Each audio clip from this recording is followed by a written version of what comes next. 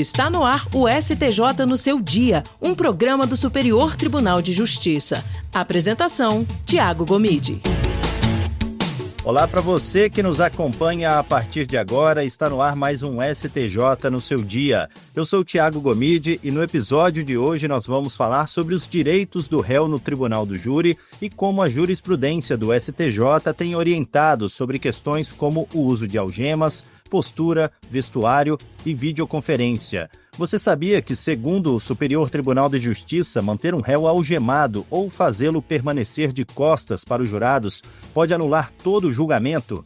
Esses cuidados são fundamentais para garantir a presunção de inocência, a dignidade do acusado e a imparcialidade do júri, já que pequenos detalhes podem influenciar na percepção dos jurados leigos. E para explicar melhor esses pontos e esclarecer as dúvidas, eu converso agora com o advogado especialista em direito criminal, Divaldo Teófilo de Oliveira Neto. Seja muito bem-vindo ao STJ no seu dia. É um prazer dirigir a todos os ouvintes. Muita injustiça ocorreu no país no passado, em que as pessoas eram apresentadas para serem julgadas, algemadas, com o uniforme do presídio, orientadas a ficar de costas para os jurados, não olhar no rosto do conselho, de nenhum componente do conselho de sentença, porque normalmente poderiam estar intimidando os jurados. O que viu foi o STJ gradativamente assumir o papel do Tribunal da Cidadania e garantir todos os direitos incertos na Constituição para que os jurados não julgassem com preconceito, que a presunção de inocência fosse realmente respeitada perante o júri popular. Durante anos e anos, a defesa se bateu com essa injustiça, com essa marca que o acusado trazia dos presídios, vestido de roupa como se fosse um condenado, como se não existisse presunção de inocência. E todos condenados antigamente passavam pelo mesmo problema, chegar com a máscara da culpabilidade, ao invés de gozarem da presunção de inocência, era imposto a eles a presunção de culpabilidade, de periculosidade, que não pudesse sequer olhar nos jurados, para que eles extraíssem a opinião deles decorrente de sinais, de características físicas, de um olhar sincero. É o que todo juiz, todo magistrado, togado ou não, precisa ver. Olhar o rosto de quem está sendo acusado, de quem sofre a carga acusatória. Os jurados não tinham esse direito. Felizmente, atualmente, o STJ consolidou essa opinião após anular vários júris, porque o acusado foi conduzido a julgamento de forma inadequada. Ok, doutor Divaldo, o STJ já anulou júris em que réus foram mantidos algemados, né? Em que situações o uso de algemas é considerado legítimo e quando que ele fere a presunção de inocência? Olha, raramente justificável o encaminhamento de uma pessoa a julgamento algemada. Teria que ter um requerimento antecipado da direção do estabelecimento prisional, demonstrando ao magistrado que aquela pessoa é perigosa, que ela vai colocar o julgamento em risco, que os jurados podem se sentir ameaçados diante daquela presunção de periculosidade. É muito difícil demonstrar isso, mas a gente sabe perfeitamente que os estabelecimentos penais preferem levar algemado porque vai poupar número de escolta, número de risco para o conselho de sentença, para funcionários do tribunal e para o próprio magistrado. Mas, na minha opinião, isso tem que ser questionado antecipadamente e demonstrar com o currículo, com o histórico do acusado de descumprimento de regras, de comportamento, de violência dentro do sistema prisional. Ok, e recentemente o STJ decidiu que réus não podem ficar de costas, né, para os jurados. Qual que é a importância do contato visual entre réu e jurados para garantir um julgamento mais justo? Eu entendo que essa presença do jurado, olhando a fisionomia dos acusados, conduz a um julgamento mais rápido, mais justo e de forma que o jurado possa tirar suas conclusões sobre aquela personalidade. Tem gente que entende que isso não é justo, mas é. O magistrado togado faz questão de ter contato pessoal, de visualizar os acusados, Por igual razão, o Conselho de Sentença deve também ter a necessidade de examinar o semblante, a fisionomia de todas as pessoas submetidas a julgamento. A resignação dela estar ali, o inconformismo, tudo isso pode ser extraído de uma análise física. Doutor Divaldo, e qual que é o impacto também aí do uso do uniforme prisional em comparação ao uso de roupas civis na percepção dos jurados e como que o STJ tem orientado sobre essa questão?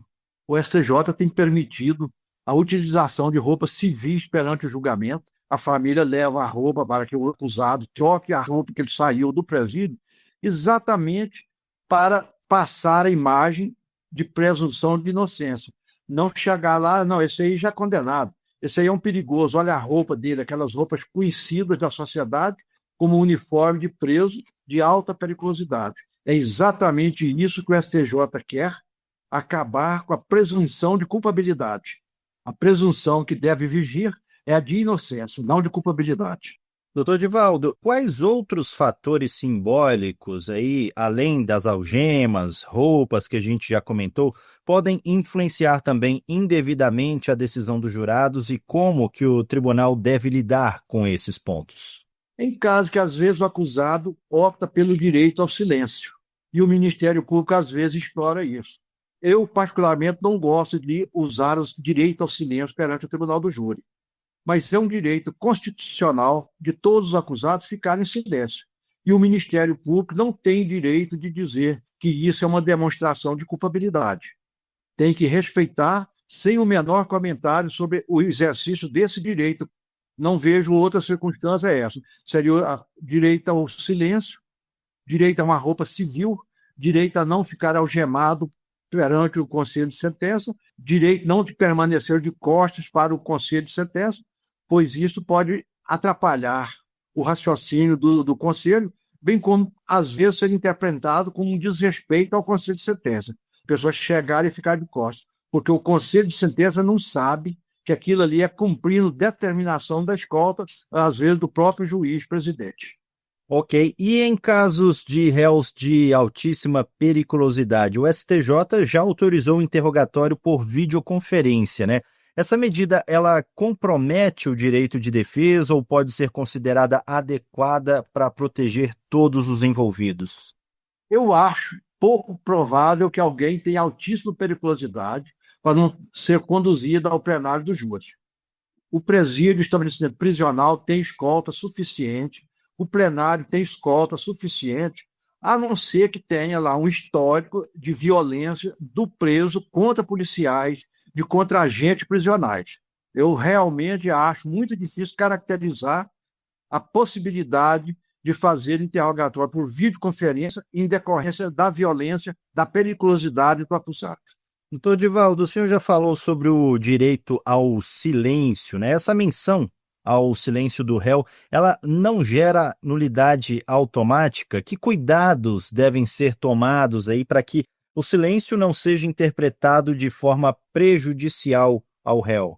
Olha, cabe ao advogado, se for invocado isso em prejuízo do acusado, constar em ata e invocar a nulidade do julgamento, porque é absolutamente nulo um júri em que o Ministério Público invocar o silêncio do acusado, julgando em seu prejuízo. E diante desses parâmetros do STJ sobre postura, roupas e símbolos, como que a defesa deve planejar a apresentação do réu para garantir imparcialidade e respeito às garantias constitucionais? Antecipadamente, comunicar ao magistrado que está presidindo que levou roupas civis para o acusado trocar ali no plenário, e antes de se dirigir, de trocar no interior do estabelecimento, e antes de ser conduzido ao plenário, ele já vestir roupas civis, calçado adequado, retirada de algema, e já comparecer perante os jurados com trajes civis sem algema. E como que a natureza leiga aí dos jurados influencia, então, a necessidade de observância rigorosa desses cuidados simbólicos e processuais pelo magistrado? Bom, a defesa espera que os juízes leigos enxergam isso com naturalidade, sem preconceito, e que vão se ater exatamente ao que tem no processo e tirar suas conclusões dentro da soberania que lhe assegura a Constituição Federal. E para a gente fechar essa nossa conversa, doutor, como que a evolução da jurisprudência do STJ e das recomendações do CNJ, quais mudanças o senhor prevê aí na condução dos tribunais do júri para equilibrar segurança, dignidade do réu e efetividade de justiça?